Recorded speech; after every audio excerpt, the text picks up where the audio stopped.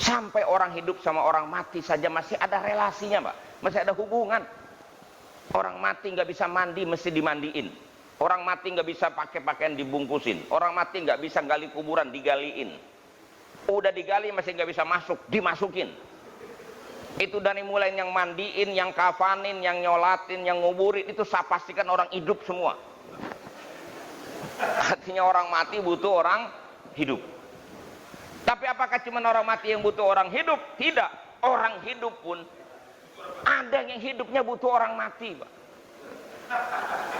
Yang pasti, kalau Ustadz belum pastilah. Yang paling pasti tukang kain kafan. Di pasar kan ada tukang kain kafan tuh, jual kembang-kembang segala macam, tikar segala macam, alat-alat buat bungkus. Dia itu tergantung seberapa banyak orang mati rezekinya. Kita boleh nangis orang tua kita mati, kita boleh sedih saudara kita meninggal, tapi untuk tukang kain kapan, siapapun mati nggak peduli, yang penting dagangan gua habis. Tukang gali kubur sama, tergantung orang mati. Kalau seharian nggak ada yang mati, sedih.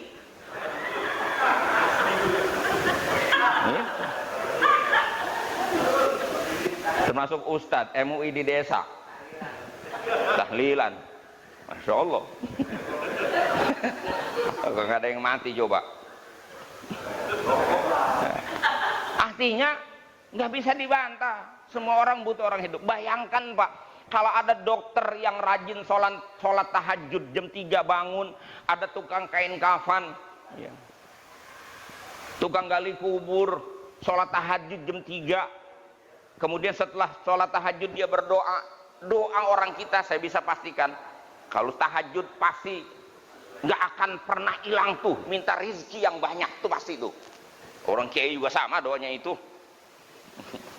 Bahkan minta iman, minta tetap iman suka lupa, minta duit mah nggak pernah lupa itu. Pasti minta itu.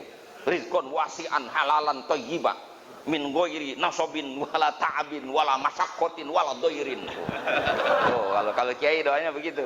Kalau orang awam doanya rizqon wasi'an thayyiban doang. Kalau kiai ada tambahannya itu. Min ghairi ta'abin wala masyaqqatin wala dhairin. Pengen dapat duit tanpa susah payah, pokoknya tahu-tahu nyampe aja tuh duit itu. Indahnya begitu. Itu. Bayangkan kalau yang melakukan itu dokter, tukang obat, tukang gali kubur yang melakukan itu. Coba pikir-pikir secara halus, apa maknanya coba sebenarnya? Itu kan cuma minta, dokter ya Allah tambahkan rezeki saya. Cuman dia nggak ngomong doang, ya Allah turunin wabah yang banyak. Cuman nggak ngomong doang, tambah lagi pasiennya, kan gitu. Dia minta orang sakit. Tukang gali kubur ya Allah tambahkan rezeki saya. Maksudnya matiin lah banyak kan dikit. Cuman nggak ngomong gitu doang.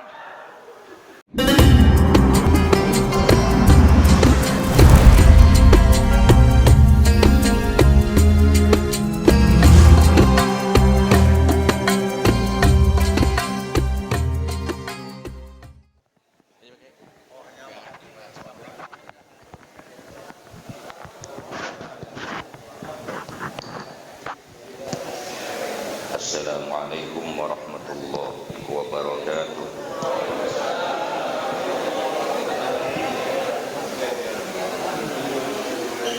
Alhamdulillahilladzi amma birahmatihi jami'al ibad wa khassa ahla ta'atihi bil hidayati ila sabilir rasyad. Asyhadu an la ilaha illallah wahdahu la syarika lah syahadatan iddakharaha liyaumil ma'ad. Wa asyhadu anna sayyidana wa nabiyyana Muhammadan abduhu wa rasuluh muwaddihi tariqil huda wassidad. Allahumma salli wa sallim wa barik ala sayyidina Muhammad wa ala alihi wa ashabihi min yaumina hadha ila yaumil mi'ad. Yang sama-sama kita hormati dan kita muliakan sesepuh dan tokoh ulama Banten, Dewan Majelis Dewan Penasehat Pertimbangan MUI Banten, Profesor Dr. Sibli Sarjaya. Tadi ada orang tua kita Pak Dr.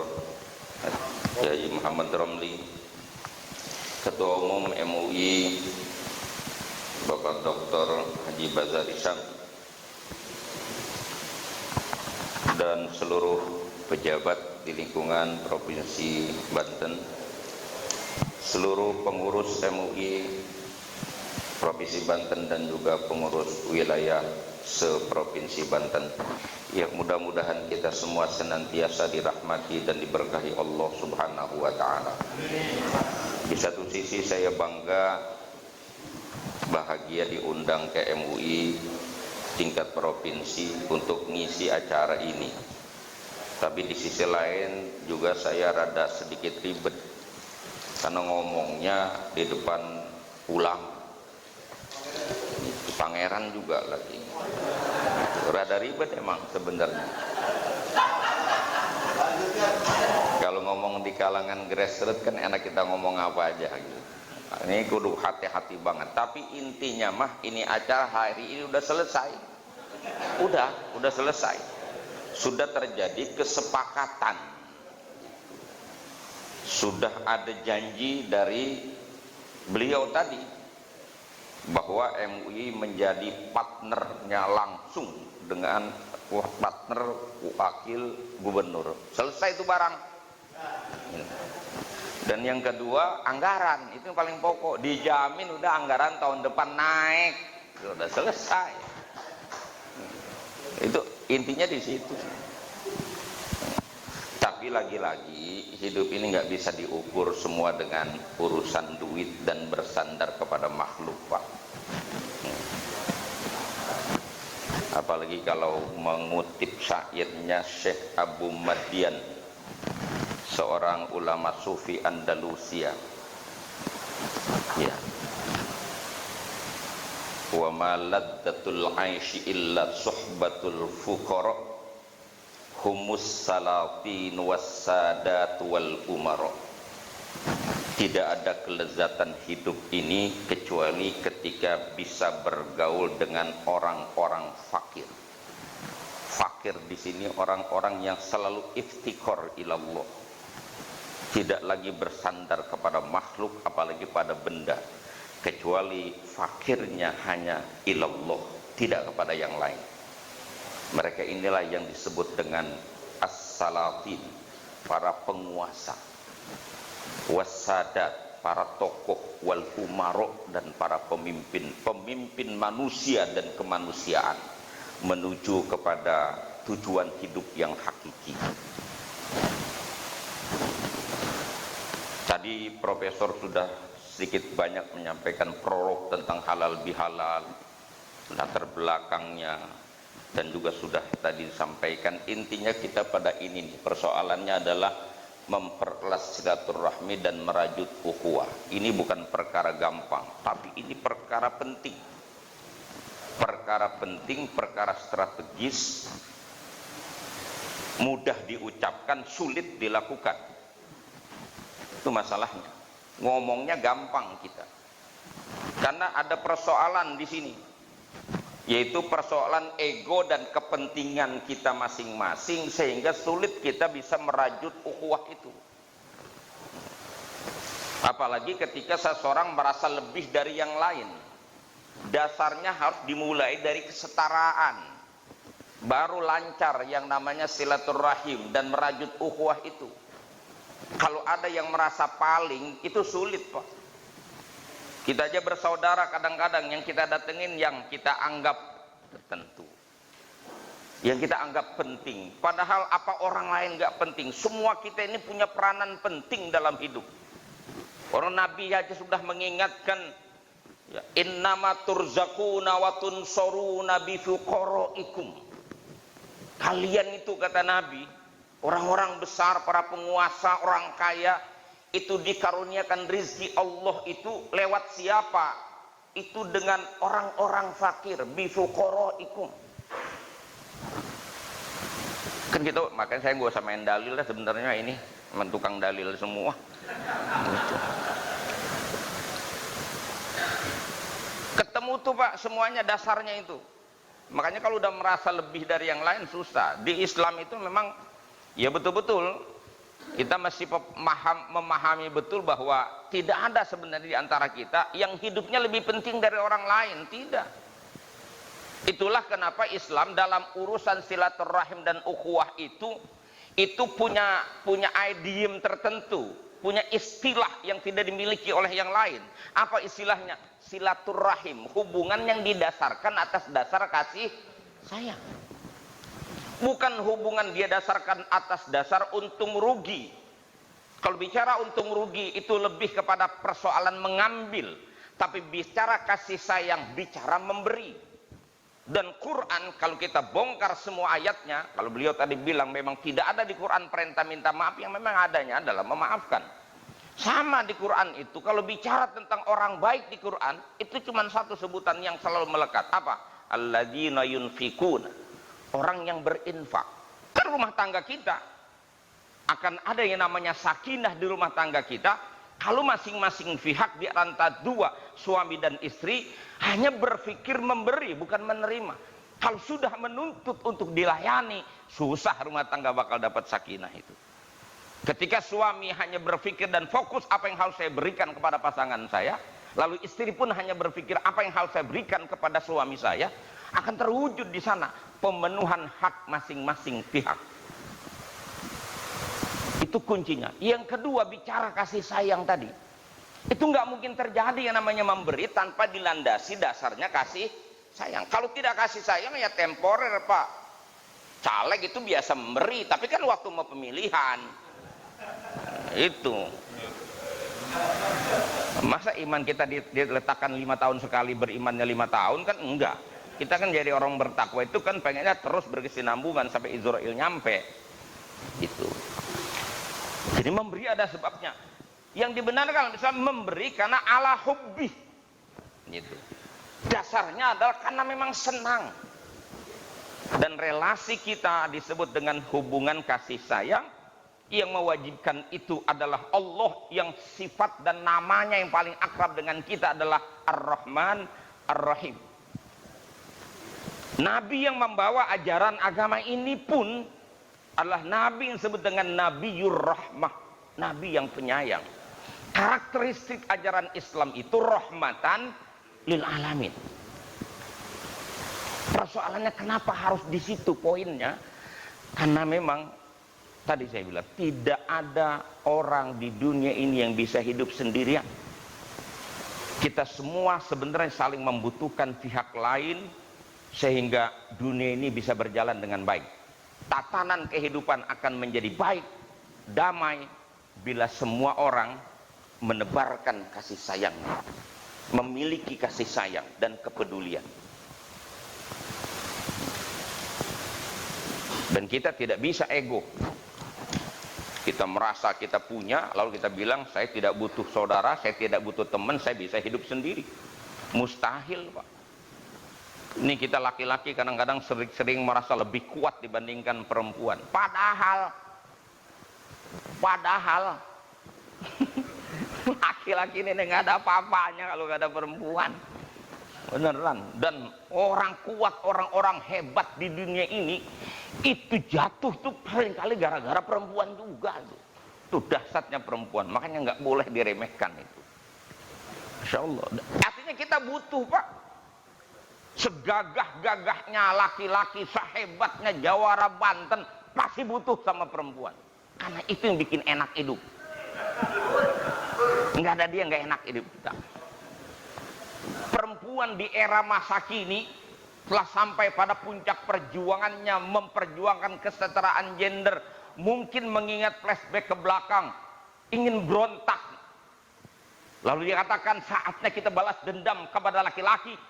Hari ini kita tidak butuhkan lagi laki-laki. Omong kosong itu. Sampai kapanpun perempuan membutuhkan belayan kasih sayang dan perlindungan laki-laki. Itu dari dua entitas Pak, saling membutuhkan. Saya sering sebut begitu. Pejabat sama rakyat, siapa yang bisa memungkiri kalau dua-duanya saling membutuhkan? Kita ini di kampung kita butuh dengan lurah. Kita mau bikin PM1, mau jual tanah, urusannya dengan desa, dengan lurah, kita butuh dia. Maka Islam dan Nabi mencontohkan, Nabi itu orang yang yuhibbu wa yukrimu ahlas syarab. Orang yang memiliki kedudukan, dihormati, dihargai. Memang kita butuh juga. Betapapun kita ini butuh dengan pemerintah, penguasa. Dan penguasa nggak bisa dipungkiri, penguasa juga butuh rakyat. Maka relasinya harus berdasarkan kasih sayang tadi. Kan doa kita, wala tusallit alaina man la yakhafuka wa la yarhamuna. Orang yang tidak sayang kepada kami, ya Allah, jangan kau beri kekuasaan, jangan sampai menguasai kami. Jadi semuanya didasarkan atas rahmah itu. Apa pejabat boleh betantang betenteng belagu dia? Biarpun rakyat merasa nggak butuh sama rakyat karena diangkat oleh pejabat yang lebih tinggi. Bayangkan kalau lurah nggak butuh sama rakyat, rakyatnya kagak ada. Tanah kosong dia urusin, mengadu jangkrik dia di situ. Jadi rakyat butuh pejabat, pejabat butuh rakyat. Orang kaya kelihatannya dia bisa hidup sendiri, dia nggak butuh orang lain. Tapi siapa yang bisa pungkiri orang kaya bisa menikmati kekayaannya itu karena ada orang-orang miskin. Dia bangun rumah harganya berapapun miliar yang dia keluarkan, tahunya dia bilang saya sudah bisa bangun rumah, saya mampu bangun gedung yang mewah. Dia bisa bayar orang, Pak. Emang yang ngaduk semen siapa kemarin? Emang yang bawa batu bata siapa? Itu saya bisa pastikan, itu orang-orang susah yang mau kerja. Artinya kalau orang kaya punya duit banyak tapi nggak ada orang susah, mau bahagia di mana coba? Bawain batu sendiri, ngadu semen sendiri, coba rumahnya jadi encok, dia nggak bisa menikmati. Makanya orang kaya nggak boleh sombong sama orang miskin, dan orang miskin nggak boleh sewot sama orang kaya. Nah, ini kadang-kadang begitu masalahnya, yang kaya sombong sama yang miskin, yang si miskin rumahnya sewot aja ngeliat orang kaya. Padahal dua-duanya saling membutuhkan.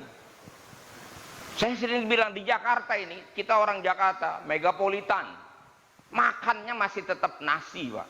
Dan kita butuh yang namanya sayuran. Sementara di Jakarta mau nanam padi di mana, tanahnya udah diaspal semua. Orang Serang udah nggak bisa nanam padi sekarang. Kita yang tinggal di kota, betapapun masih memerlukan relasi dengan orang-orang yang ada di desa, karena mereka lah yang tanam padi dan sayuran. Kita bisa bekerja menghasilkan uang, pastikan kita nggak bisa hidup dengan uang. Mana bisa kita hidup dengan uang? Nggak bisa, Pak. Yang kita butuhkan adalah beras untuk kita makan. Mereka lah yang di kampung yang nanam padi, mereka yang nanam sayuran. Kita punya uang, kita beli padi mereka, sayuran mereka kita beli. Mereka tinggal di kampung pun nggak bisa hidup tanpa orang kota. Kenapa? Dia punya padi, punya beras, bisa makan. Emang hidup urusan gegares doang? Hidup kan nggak cukup hanya sekedar makan, istrinya mau belanja, anaknya mau sekolah, mau beli laptop segala macam, butuh duit, ditukar, dibarter hasil pertaniannya, dibutuhkan sama orang kota yang beli, dia dapat uang. Hubungan simbiosis mutualisme, hubungan dua arah yang saling menguntungkan, siapa bisa pungkiri itu?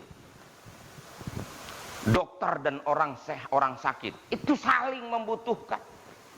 Cuman kelihatannya saja orang sakit yang butuh dokter, orang sakit butuh tukang obat. Padahal sebenarnya dokter dan tukang obat sangat-sangat butuh orang sakit. Nggak mungkin dokter punya uang kalau nggak ada orang sakit. Betul? Iya. Itu kan artinya yang butuh bukan cuma si pasien sama dokter, dokter juga butuh sama pasien. Maka harus ada di sana relasian yang didasarkan atas kasih sayang sebenarnya. Bukan sekedar hubungan untung menguntungkan karena ada materi, si sakit beruntung diobati, kemudian dokter beruntung karena dibayar. Bukan itu. Hitungannya bukan. Tapi kesadarannya bahwa hidup kita butuh orang lain. Sampai orang hidup sama orang mati saja masih ada relasinya, Pak. Masih ada hubungan. Orang mati nggak bisa mandi, mesti dimandiin. Orang mati nggak bisa pakai pakaian dibungkusin. Orang mati nggak bisa gali kuburan, digaliin. Udah digali masih nggak bisa masuk, dimasukin. Itu dari mulai yang mandiin, yang kafanin, yang nyolatin, yang nguburin, itu saya pastikan orang hidup semua. Artinya orang mati butuh orang hidup. Tapi apakah cuma orang mati yang butuh orang hidup? Tidak. Orang hidup pun ada yang hidupnya butuh orang mati, Pak. Yang pasti, kalau Ustadz belum pastilah. Yang paling pasti tukang kain kafan. Di pasar kan ada tukang kain kafan tuh, jual kembang-kembang segala macam, tikar segala macam, alat-alat buat bungkus. Dia itu tergantung seberapa banyak orang mati rezekinya. Kita boleh nangis orang tua kita mati, kita boleh sedih saudara kita meninggal, tapi untuk tukang kain kafan siapapun mati nggak peduli, yang penting dagangan gua habis. Tukang gali kubur sama, tergantung orang mati. Kalau seharian nggak ada yang mati sedih.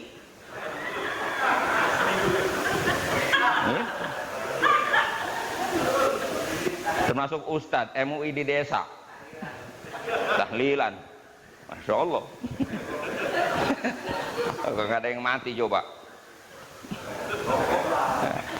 Artinya nggak bisa dibantah. Semua orang butuh orang hidup. Bayangkan Pak, kalau ada dokter yang rajin sholat tahajud jam 3 bangun, ada tukang kain kafan, ya. Tukang gali kubur, sholat tahajud jam 3, kemudian setelah sholat tahajud dia berdoa. Doa orang kita saya bisa pastikan, kalau tahajud pasti nggak akan pernah hilang tuh, minta rezeki yang banyak tuh pasti tuh. Orang kiai juga sama doanya itu. Bahkan minta iman, minta tetap iman suka lupa, minta duit mah nggak pernah lupa itu, pasti minta itu. Rizqon wasi'an halalan thayyiban min ghairi nasobin wala ta'abin wala masyaqqatin wala dhairin. Tuh, kalau kiai doanya begitu. Kalau orang awam doanya rizqon wasi'an thayyiban doang. Kalau kiai ada tambahannya itu. Min ghairi ta'abin wala masyaqqatin wala dhairin. Pengen dapat duit tanpa susah payah, pokoknya tahu-tahu nyampe aja tuh duit itu. Mintanya begitu. Itu. Bayangkan kalau yang melakukan itu dokter, tukang obat, tukang gali kubur yang melakukan itu. Coba pikir-pikir secara halus, apa maknanya coba sebenarnya? Itu kan cuma minta, dokter ya Allah tambahkan rezeki saya. Cuman dia nggak ngomong doang, ya Allah turunin wabah yang banyak. Cuman nggak ngomong doang, tambah lagi pasiennya kan gitu. Dia minta orang sakit.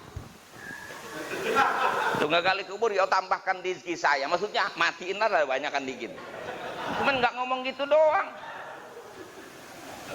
Makanya itu pada akhirnya Rasulullah menyebutkan la tabaghadu, ya, la tabaghadu wala tadabaru wala tahasadu wala tajassasu wala tahassasu wa kunu ibadallahi ikhwana.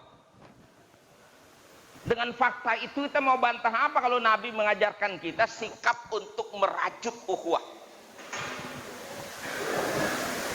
Dan dasarnya tadi ini adalah kasih sayang dan kesetaraan. Kalau tidak ada merasa punya kesetaraan, ya susah Pak.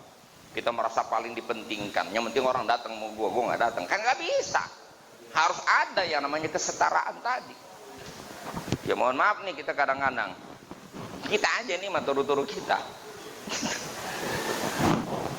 Kan rada berat kalau urusannya ke masyarakat biasa mah. Ya mohon maaf ini mah. Kalau yang ngundang pejabat itu dari maghrib udah pakai MBHS. Yang ngundang orang susah, pakai dijemput. Mana Kiai? Ada apa ya? Karena kemarin sore sudah bilang Kiai, saya mau tahlilan. Masya Allah lupa, suka begitu.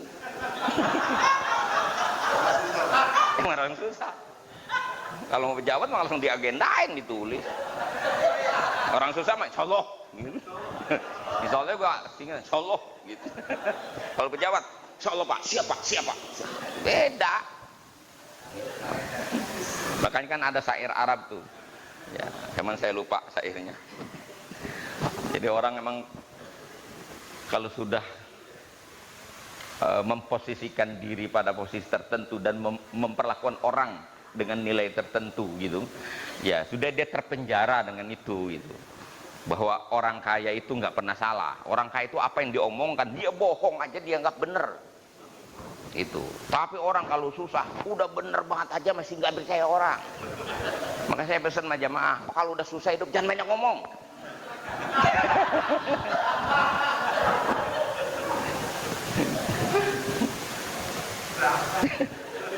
Nah, dasarnya itu, pentingnya itu. Jadi dua prinsip tadi, kesetaraan dan kasih sayang. Untuk apa sih? Ini kita ngomong lagi nih tentang khadimul ummah. Ya untuk menjalankan agenda kehidupan. Rumusannya yang seperti dibilang oleh Sayyidina Ali, qiwamud dunya bi arba'in itu. Tegaknya kehidupan dunia ini, kehidupan ini bisa berlangsung dengan baik itu dengan 4 komponen dasar. Pendukung utamanya itu. Yang pertama bi ilmil ulama, ilmunya ulama, wa adlil umara, wa sakhawatil agniya, wa du'ail fuqara. Ilmunya para ulama yang menjadi penerang bagi umat, penuntun umat, al ulama surujul ummah. Yang kedua, keadilan para penguasa yang menjamin rasa keadilan bagi masyarakat. Yang ketiga dengan kedermawanan orang kaya, dan yang keempat dengan doanya orang fakir. Nah, ini kadang-kadang suka gagak ketemu ya.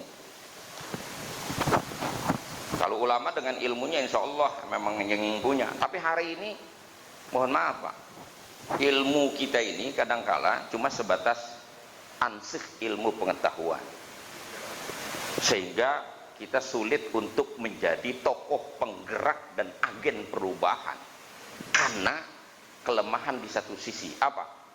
Unsur uswahnya, kuduahnya, keteladanan. Padahal suksesnya dakwah Nabi kita itu, kunci suksesnya ada di keteladanan. Saya nggak tahu Bapak pernah dengar apa kagak, kalau saya sering dengar masyarakat yang rada sentimen suka ngomong ini, tanda kutip sentimen. Lah kiai mah yang mana-mana juga cuma ngomong doang gitu. Pernah dengar nggak? Itu sebenarnya kan kritikan Pak, kita kudu berani itu melakukan otokritik sendiri. Itu kenapa kita sampai dibilang begitu? Coba udah hanya ngomong doang, dan mereka ngelihat itu kita pertontonkan Pak. Saya minta contoh Pak, dikasih contohnya sama mereka. Apa? Coba Ustaz lihat tuh hari Jumat itu kotak amal asal lempengan kiai rada cepet jalannya. Coba. Iya betul. Coba dah. Yuk, kan ini kita baca kesetaraan Pak. Ada contoh lain, ada. Setiap Idul Adha kita disampaikan dalil suruh pada ngorban. Saya ingat saya jarang kiai pada ngorban. Kalau motong korban orang, iya katanya. Itu kan dilihat Pak. Makanya betul lah itu kata syair tadi. Innal faqiha wal faqihu bi fi'lihi laisal faqihu binutqihi wa maqalih. Cendekiawan itu, ulama itu, orang alim itu yang sebenarnya adalah orang yang mampu melakukan, mengerjakan, mengamalkan ilmunya, bukan yang cuma sekedar ngomong, ngoceh doang, kayak penceramah begini, ngomong doang.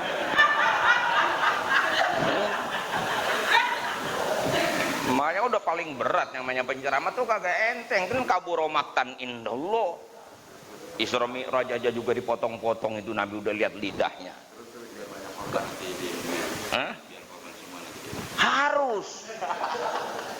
Harus itu contoh keteladanan itu yang mahal. Itu sampai wakada sultan, wakada rais, huwa raisu bi khuluqihi, laisa raisu bi mulkihi bi qaumihi wa rijali. Yang namanya tokoh itu bukan ditokohkan sekedar apa namanya memimpin orang banyak, tapi ketokohan dalam perilaku, yaitu keteladanan.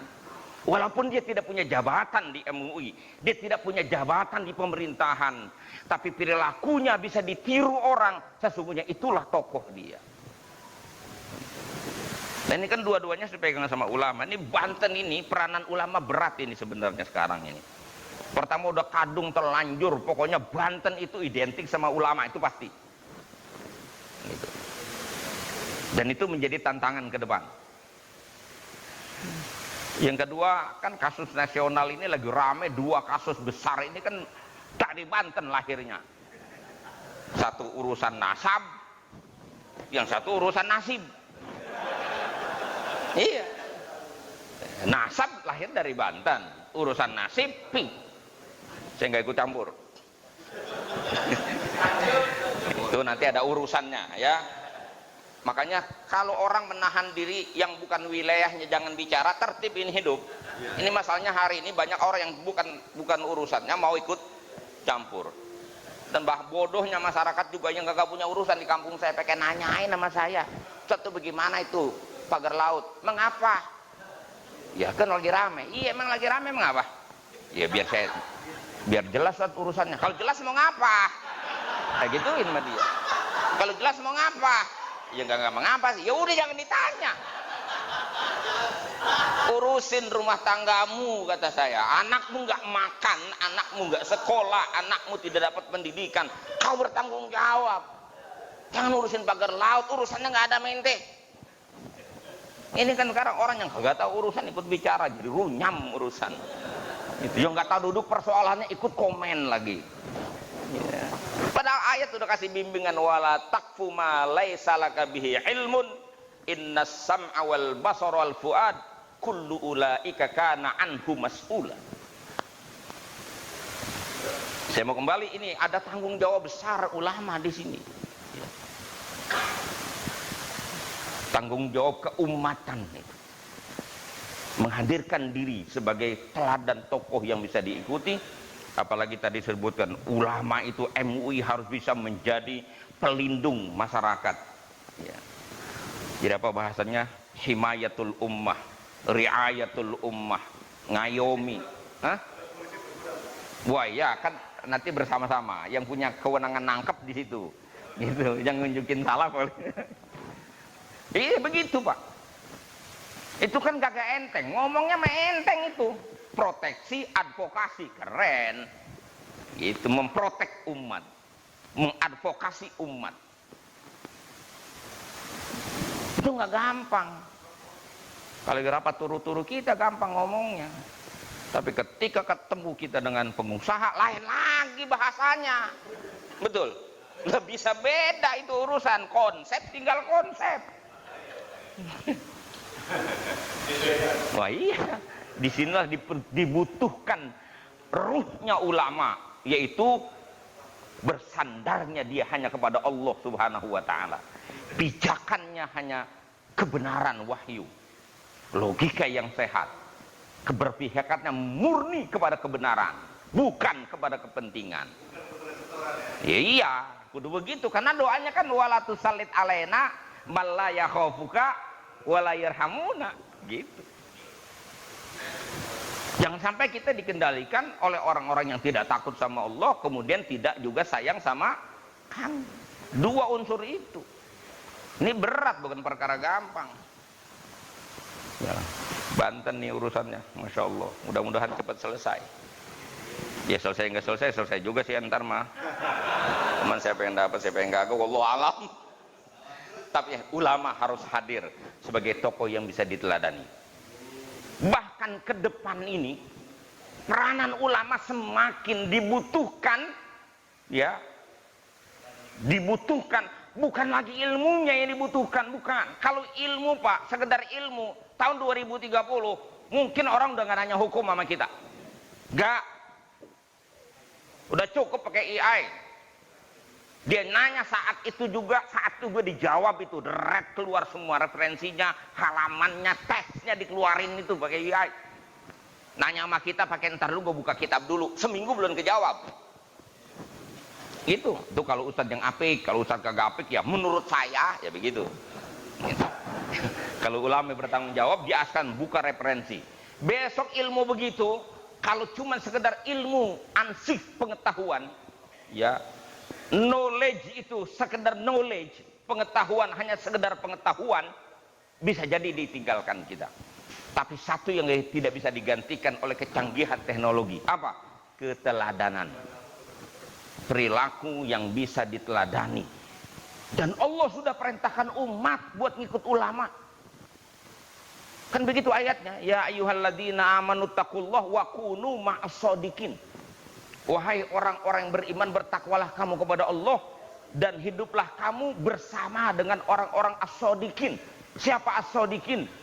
Innamal mu'minuna alladzina amanu billahi wa rasulihi tsumma lam yartabu wajahadu bi amwalihim wa anfusihim fi sabilillah ulaika humus shadiqun. Metode namanya tafsir bil ma'tsur itu, ditafsirkan ayat. Siapa as-shadiqinnya? Itu orang yang benar-benar iman kepada Allah dan Rasul, tidak ada keraguan, lalu dibuktikan dengan kemauan dia berjuang berkorban di jalan Allah.